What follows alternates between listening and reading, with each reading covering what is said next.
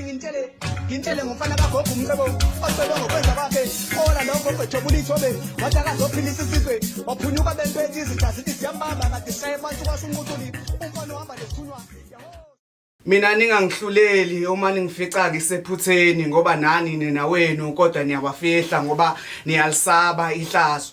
Ekugcineni siyazi ukuthi la emhlabeni akekho umuntu ophila ngokuphelele. Nina nifuna ukuduma njengabantu abanenhliziyo ezinhle nabaphila kahle kodwa niyazazi nigcwele inzondo kanye namaqhubu. Kancane kancane niyavela thina welkamoya siyanibona ukuthi inhliziyo zenu kayihlambulukanga njengoba nibona kungcono thina esingakhathalele kuthenjwa mina noma ngingaduma njengomthakathi isikhohlakali uma ngenza ukujabulisa mina ungalulazi idlozi lami ngaphakathi ngiyakuthola ukuphila. Nginibingelela baba namakhaya igama lami uSimnike Mbongi ngiyanamukela khona la kumcebo mfana wakho YouTube channel uyazi ke sesike singazange ngizodlala mase sidlala testimony after testimony hayi mntaka baba injalo yazi wayishaya lenkondla vele yaqondana nami mfowethu yazi ngoba phela sengizibona kuleso simo leso mntaka baba yabo kuningi okwenzakalayo sabalaphi baningi abantu abangasamukeli kepha ke okujabulisa mina nenhliziyo yami nedlozi yabo ikona ke ngizohambiselana nakho engingakusho mntaka baba uqhubeke njalo mfowethu yabo qhubeke njalo mfowethu ube umuntu mfethu ozenzayo lezi zinto lezi uyishayela inkondlo khona la oyosamama khona kube kuhle yabo mina ngumcebo mfana kagogo ungcobo omkhulu mashiya amahlo ufuze fulela unyusi uyiqadi thina safaka umuntu enqinza vuka sakhwifilanga thina amaye amadoda ebiya ngamahlahla sabiya ngenkomo sengisho mina ko nompunyupunywana uphunywa bemphethe uma afavuke njengedangabala thu intombi zimbuka zihamba namasokazi thu ithambo lenyoka hlabela imzondaya ho shima sinjalo ke mntaka baba injalo mfowethu kuhle mfowethu kuhle ngempela ukuthi silibe siyibambe nje kanje and futhi asiphunyuki and usakhuluma ngani nje ezabelaphi ne enye into esingayibheki mhlambe nenokuba i-risk even though usebenza ngokwendlela awazi ukuthi umuntu umeyazi uthatha ikhambi kuwe mase lingasamsebenzelanga uzobuya uzothini kuwena yini mhlawumbe angayenza kuwena after lingamsebenzelanga ngenxa yezathu ezithize but ngibuzisa lento ukuthi mhlawumbe umuntu mangathatha isikhafulo kuwena mkhulu abuye after 2 days atasebenzanga hayi lo muntu uzomtshela ukuthi hayi ujahile yabo kodwa makuza entweni mhlawumbe efana nodumba kanje ngifika kuwena umelaphi ngicela udumba ungitshela ukuthi ucobise ezandleni noma nje isiqhabo se-business deal ngihambe mhlawumbe ngiyithinta leyo ntombazana ngendlela engichazile ngayo mase ifika lento engasebenzi okuleyo business deal ngingene ngisifakile leso siqhabo leso but leyo deal ngangayithola iphi impendulo onganginikeza yona ezimelaphi mase ngibuyela kuwena ngithi hey uhambe kanje na kanje ndoda silungisa kuphi ngabe ikuphi okuhambe wrong lapho emnandi leyo ndaba mntaka baba ngoba esikhathini esiningi mfowethu angeke uhlezi uwina nje kunoma yini into yabo but izinye izinto ekumele sibheke kuzona mntaka baba ekutheni mhlambe ke wena njengoba uthathe lelo khambi ngoba ukhumbula ukuthi izinkambi zothanda ezinhlanhla zokuqhakaza zivamisile ukuthi zisebenze if umzimba wakho uhlambululekile so ufuneke uthi ngaso sonke isikhathi uma uzothatha izinkambi kanjalo uqala ugeze ususuba umnyama yabo ngoba ngesinye isikhathi uyasithatha isigqabo kanti vele mhlawumbe kukhona mhlawumbe ukungcola kwedlozi yabo isilona mhlawumbe sekuvimba ukuthi wena ungaphumeleli ngoba lisakhalele ekutheni wena ulinake wenze izinto kumele uzenze yabo ngesinye isikhathi ukuthola ukuthi mhlawumbe ke uhambiselana nobumnyama mhlawumbe benzilo awugezwanga yabo kurare ukuthi ke lapho ke mntaka baba izinto ezicishe zibe kanje lezo ezibalile zikusebenzele ingakho ke ngihlezi ngiyeshethe indaba yokuthi ke abantu mebethatha izinkambi abaqale baqhume bagezeke ukuze icala lisale nami yabo lonto le ukuthi hayi ngempela hayi ayisebenzanga into yakho ngiqedena nokugeza yabo ngiye ngithi ke nawo abantu ke abantu abonaka idlozi banaka idlozi mntaka baba ngoba nalo mfuthu liyaphenduka liba isichitho mina ngasanaliwe So kubalekile ukuthi ke nawe uyihlele before uzothatha inkambi ngoba phela inkambi zixhumene kakhulu nedlozi yabo ngoba obabamkhulu izona izinto ababeyisebenzisa lezo ngalezi ayikhathi yabo. So engizokusho ke njengamanje emntababo ukuthi ke abantu bengasetshenzelwa izinto abadlule kuleyo ndlela leyo and futhi nakhona leyo ndlela leyo iyona ndlela engcono ngoba most abantu bebedlule kuleyo ndlela bayashesha ukuthi bayithole into zabo bathole nama testimony. So ayikho kahle into esingasho nje ukuthi ibalekile ukudlula ukugeza because most of the times vele hlezi sisile dozi ukuthi abanye uthola ukuthi uzomshaya ngesikhafulo kanti yena lo muntu omkhafulayo waqiniswa mntaba mesibona ngathi asisebenzi uqinisiwe lo muntu kwavinjwa ngoba phela nawe nje usukuza uthi hayi ngicela ungiqinise usuku uvimbela zona lezi zinto ukuthi abantu bangadlaleli kuwena ngemithi yabo. Lapho ke sesiyabuya ke lapho ke sesiyahlala phansi siyabheka ukuthi iziphi ezinye inkambi esimhlawumbe ngikunika ibutho lothando mhlawumbe nginika idliso lephupho umhlasela ngazo zonke ngawo wonke ama-angle ukuze lizothi ngivika la idlozi kube kuphunywa ngala ngoba nalapho phela ugango ulungisa into zakho ulungisa nje into zakho mfowethu nalowo muntu osuthandana naye. Mkhulu kuzeke kulento le kusekulento ezikhafulo neyibambelelo sibe kuyindaba ukuthi umuntu angithi uma ezosebenza mhlawumbe isibambelelo sikulendaba ukuthi ucela edlozini.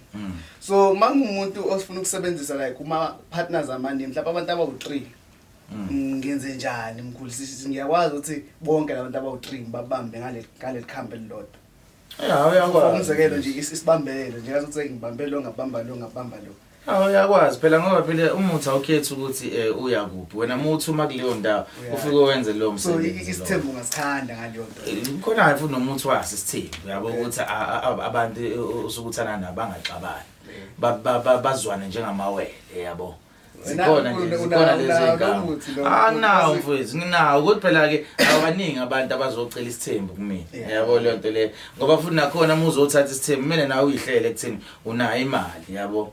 Ngoba isikhathi enye into ebhimbisayo ukuthi awukwazi ukuba afforda labantu sebebabili ngoba bavele babe no challengeana yabo ukuthi hayi mina ngizohamba ngiyomcela into ukuthi nalo wathi ngizohamba ngiyomcela into ukuthi ngoba ebone lo yenze into ukuthi yabo leyo nto le so ugcine sekwenza kanjani lapho ugcina ukuba financial strained yabo.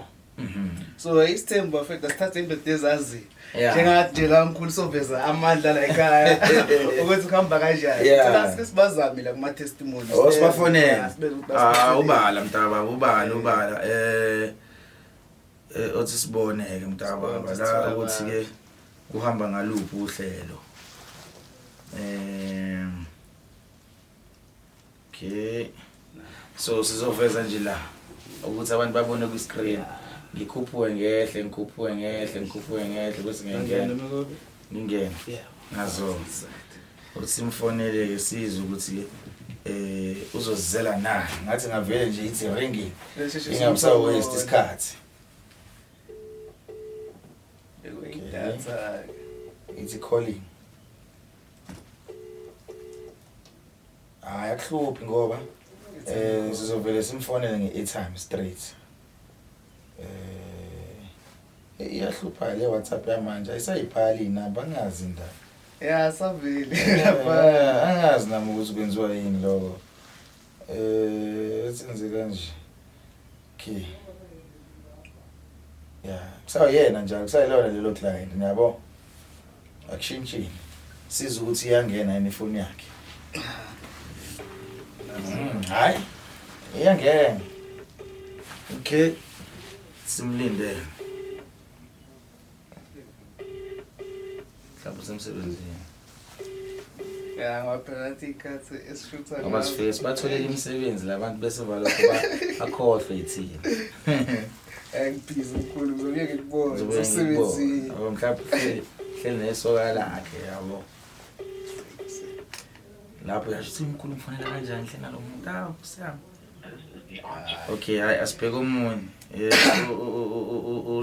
ubambekile lapha alright sesibheke omunye manje nomikuphi ngena nomikuphi ngena nomikuphi akangeni phathi nazo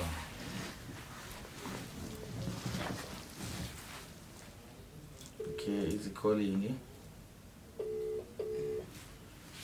Alright, simfonele naye ngilento uzayo. Kona sosheshe simsolo.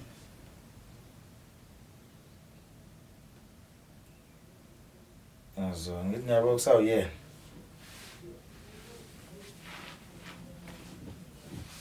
Sithola ukuthi iyangena ifoni yakhe. Sekunzima ukubathola labantu labo sebebhizi kakhulu. Babhizi, izinto ezivulekile, phela bavuleka izinto uqala bebhizi manje. Uzohlala abanye bakumendo. Uyabona nje. Babhizi. Siphinde futhi sithola omunye. Langena futhi.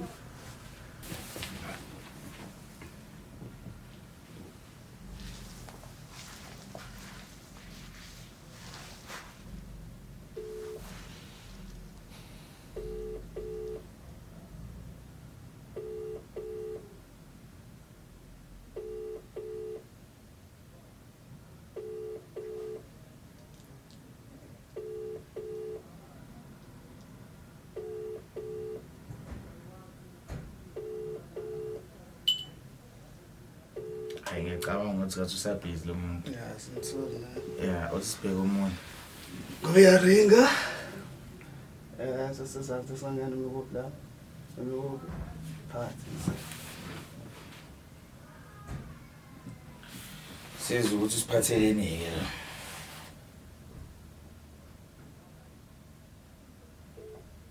It's calling.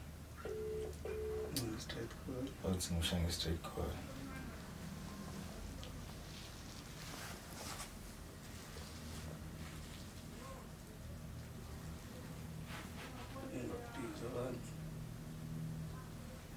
Sizwe izongena yini. Hey, akhongisho nomuntu oyedwa ufuna ukubamba ucingo. Leya vele yathula ke nami. Yeah, yaringa manje.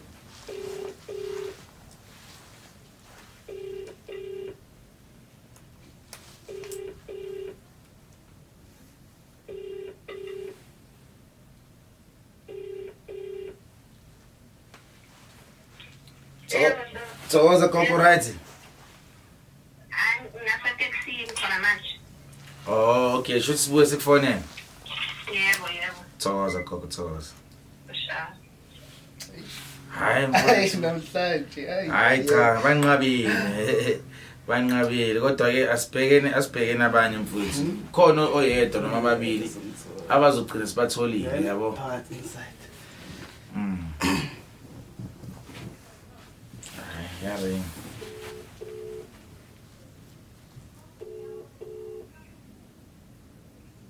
Thokoza gogo. Uright saloyazi. Nami ngiyancenga gogo yazi la shootha lento yethu aka YouTube and siyabona gogo ukuthi wathenga ikhambi la kusebenzela noma ungashongo nje igama lakho kodwa nje cela usitshele ukuthi wathenga liphi ikhambi and kwakuhambela kanjani.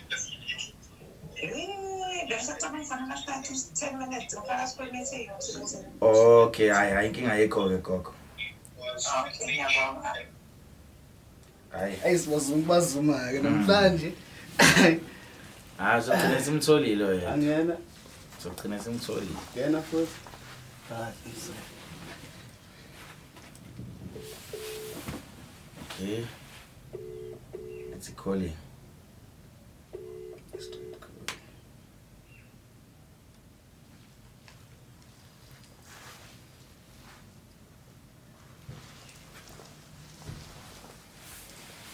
Sizwe la.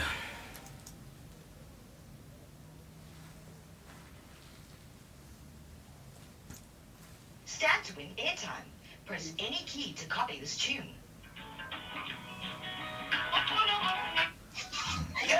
Thokoza. Ni right gogo. Yeah, lana gogo shoot into yethu aka YouTube na gogo. So siyabona ukuthi uke wathenga ikhambi la kusebenzela. So besifuna nje gogo ukuthi uthalamuzi. Usho ukuthi wathenga liphi ikhambi nikuhambela kanjani. Noma ungashongo nje igama lakho kodwa nje usho nje ukuthi ke wathenga liphi ikhambi nikuhambela kanjani. Ngathi kuningi sengathenga. Yeah, ikuphi kwakusebenzela? Angeke ngaze baba ukuthi kuphi kodwa kuningi nje, kuningi engakuthenga. Alright, should we customer let's cool. Kuningi impela engakuthenga kuningi. So kwalunga kuphi ke empilweni?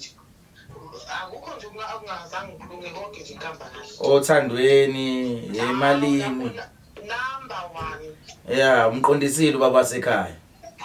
Kwalunga konke. Sebenza nekhadi.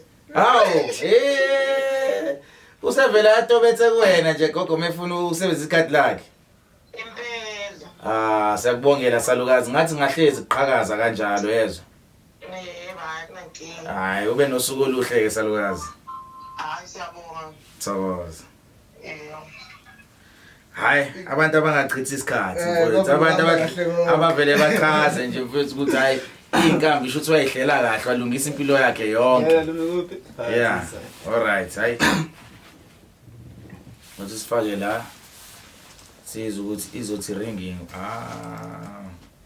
Shuthi sewayilentuzana ifoni. Swayishintshe na. Yeah. Sangena nomekubi. Inside. Okay. Osizwe lona. Okay, it's calling.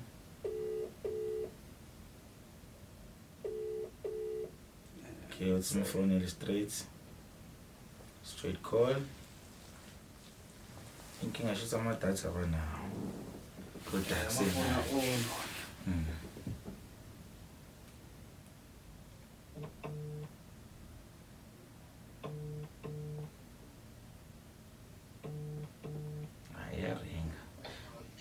Thokoza? Yebo. Yebo ngirise kahlala. Siyaphila Khehla. Yeah, so la ngishuthi into yami yaka YouTube na Khehla lami yabo. Ngiyabona nje ukuthi uke wathenga ikhambi la kumina la kusebenzela noma ungashongo nje noma ungashongo nje igama lakho mntaka baba uvele nje usho ukuthi wathenga liphi ikhambi and kwakuhambela kanjani. Ngathenga ngenzani ngaqale ngangeza for ibhavu. Okay. Kulesihlanu. Yeah. Kwangihambela kahle nje ngathi ngaphuma newashi embili. Umcebo uhlaza nesinye nje siphephule. Okay, ngiyabona. Ngathi ngiphuma nje iviki lodwa angikade ngi-apply ku JMPD. Ngavele nje yabo makugijinya ngaphasa. Ngibe ngingakwazi ukwenza ama push ups bangifaka nje. Bangifaka kodwa nje amathuba yilokho evelile nje ngilokho ngithola imisebenzi nje. Khehla la. Kodwa hayi khona kwangihambela kahle khona. Ngaphinde ngathenga nani ngentambo le. Yeah, le green noku yellow. Impela bhuti. Hawu, kwasikhanya kakhulu. Kwasekukhanya kakhulu nje yabo inkece ngisayisweli. Hayi, mina Khehla lami kuyangigculisa kuyangijabulisa ukuzwa nje ukuthi inkambi zami ziyakwazi ukufinyelela la ngifuna ukuya khona ngempilo yabo. Hayi kakhulu. Hayi ngathi ngahlezi kukhanya mntaka baba nawe uhlezi uhlelekile uyigadile yabo ngoba phela abantu bese bebona into zakho yilunga bazofuna ukugadla yabo. So ngathi nje ungahlezi nawe umehlomane. Impela. Hayi Khehla lami akusenani ke mfowethu ngiyajabula nje kuphela ukuthi ukwazile ukukhuluma kahle ngeinkambi zami nakhona ngathi ngahlezi futhi nakhona kumhlophe. Ngiyabonga nje Khehla lami. Akubonga mina zona ziyasebenza kakhulu noma sizisangiphelelo kwamanje. Yeah, hayi khuleko mina ngihlezi ngikhona wena mu ready usuyosho ukuthi hayi mkhulu awulethele yampahla yabo. Yes bandla. Hayi kulungile Khehla lami ube right. Hayi bona mina. Thokoza. Hayi mfowethu uzwelile abantu bakhulumile mfowethu and akusekho kunye singakusho thina bese kukhuluma abantu. So nje mfowethu ngicabanga ukuthi ke ungatshela nje abantu ukuthi nawe mfowethu utholakala kanjani kuma socials la khona ke bangazwa inkondlo zakho mntaka baba. Yeah, kuma socials ngiyacela nje futhi niyofollow lapha ni like ni comment na yonke leyo nto leyo. Ku TikTok uzongithola as Real Simunike. Once usearch nje lapho uzovela ubone nje nawe kuzovela. Facebook nakhona into eyodwa na ku Instagram futhi nakhona into eyodwa. Kodwa kumsebenzi omningi ku TikTok so ngiyacela nje ukuthi ngivele ngigijime niye lapho. Ekuvala ke mkhulu sesingakhumbuza laba abaqala ukusibona ukuthi wena usebenza kanjani bese siqhuma kanje. Yeah, so mina ke la ngisebenza ngalendlela ke manje ngenxa yokuthi sengalivala isigodlo sengazivala isigodlo lapha eBara, so sesenza ama cash on delivery. So uma ufuna ukuthenga ikhambi into yenzayo uyasho umkhulu ngicela ukuthi ke unginikeze ikhambi lokuthi ngihlala eJohannesburg ngoba ngideliver abantu base Johannesburg kuphela. And then emva lapho ke sikulethela ikhambi la usuku khona. And then okwesibili ke futhi nakhona uma ukuze uhlala kude kunase Johannesburg sakwazi ukuthi icourier khona icourier ka 7 to 9 days u60 rand khona eka 3 to 5 days u110. And then ke emva lapho ngibuye ngise nabantu emanzini lapho ke suke siyokhuphula ithunywa sihlambulule nedlozi bokho khona amakhehla akukho okunye engizokusho ngiyacabanga ukuthi singindlala engaze ngaqeda.